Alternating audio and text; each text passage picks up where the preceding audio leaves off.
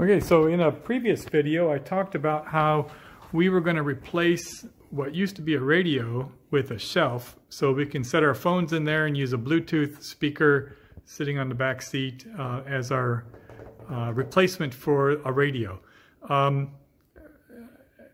We did a Mustang a couple of years back, and in that iteration we replaced the stock radio with one that looked like a stock radio. It was intended to look like it, but it had an aux port, had Bluetooth, and it even had a USB so you can plug in songs from a thumb drive.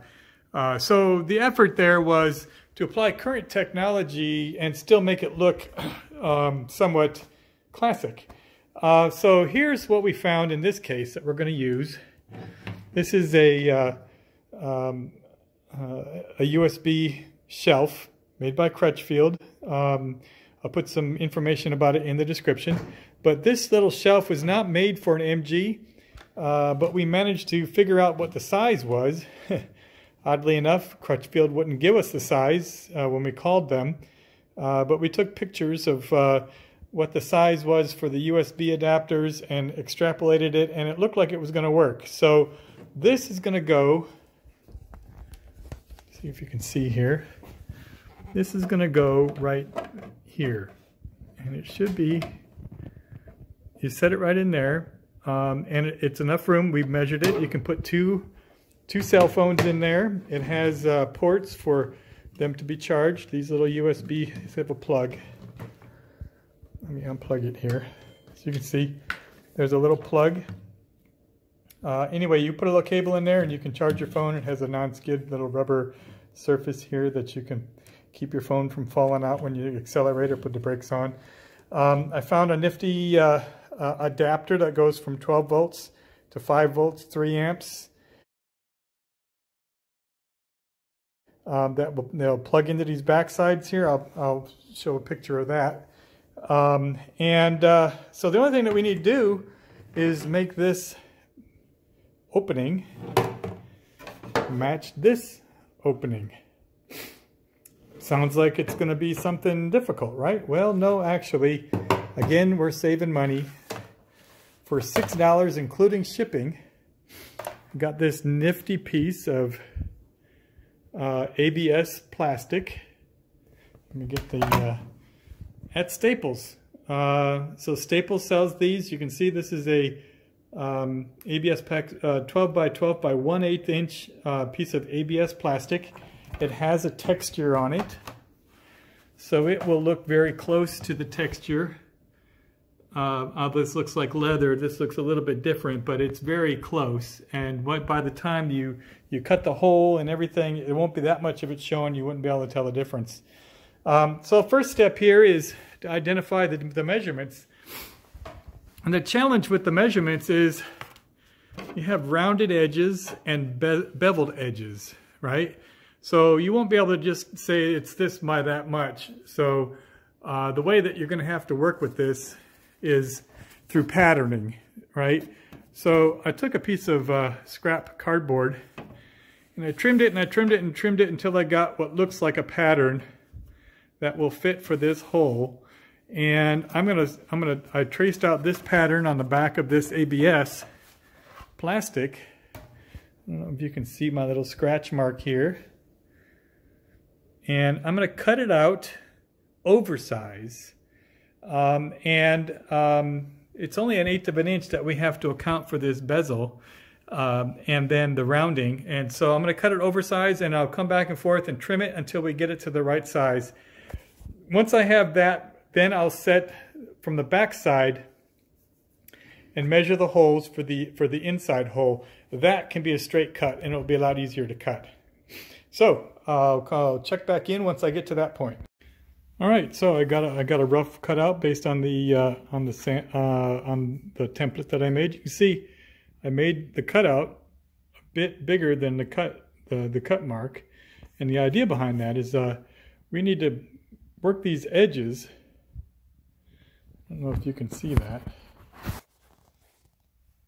We need to work these edges at a bezel, so they have to be able to match this angle right here, right? You can see, here's a better view of that cut. And basically, you cut it wide, and then I'm using my sander here to slowly get it down into the size here. So what I've done is I've got the length to where it looks like it's going to match. See that? And now I'm going to start working on the width, because the width is obviously way too wide. I mean, it won't go into the hole. It's as wide as the top of the hole. But it's a good example. You can see how that pattern looks like it's going to match really well once we get to that point. The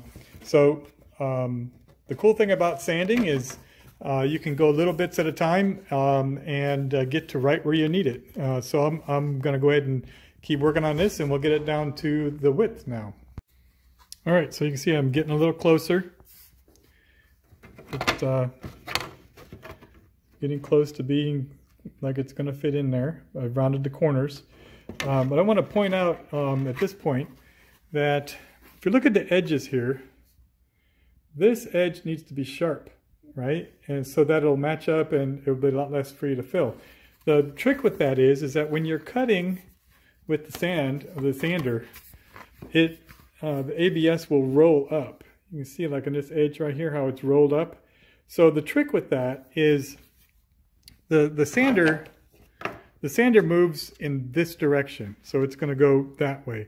So it's going to be pulling the material away in this direction.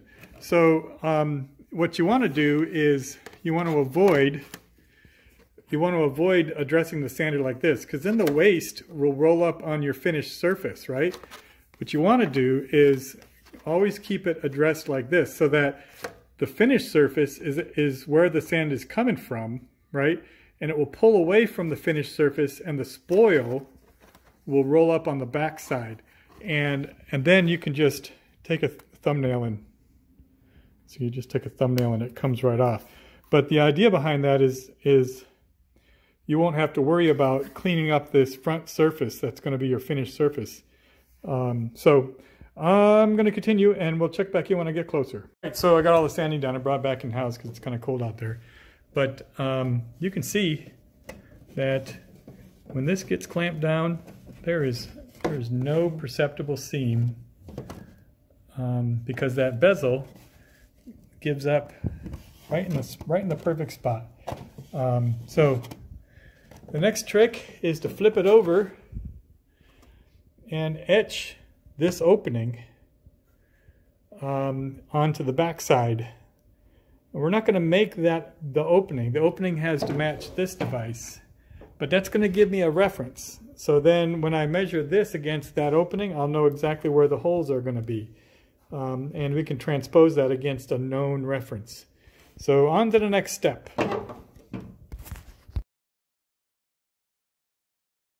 All right, so I made a bit of a mistake, so it's good for me to catch that so you don't make those same mistakes. I measured the top here, and I know that this is going to go down here. And so I measured from the bottom, but when I set the template out, I didn't get the angle right. It's thicker at the top than the bottom. You can see when I laid my template out, I did it backwards. So it's a good example of measuring twice and cutting once. Before I spend all that time getting this just right, I don't want to have to cut it and then make a new one, because it'll take me another X amount of time to do that again. So just learn from my mistakes. Measure twice and cut once. So I'm going to make another template that looks better. All right, so there's the finished product. 1/8 inch ABS. So I've got holes marked here that will match up with these holes here. And what we'll do is drill those out, and I'll put either a black-headed screw, or I'll take a screw and sand off the head so you can't see that it's a screw, and just tighten it from the back side. And that will go right in here. You can see it looks like it's made for it. So there you go, just $6 at Staples, and about, I don't know, 2 hours of Dremel work. But it was fun, and I had a blast doing it. We'll put all the information for measurements and products in the description.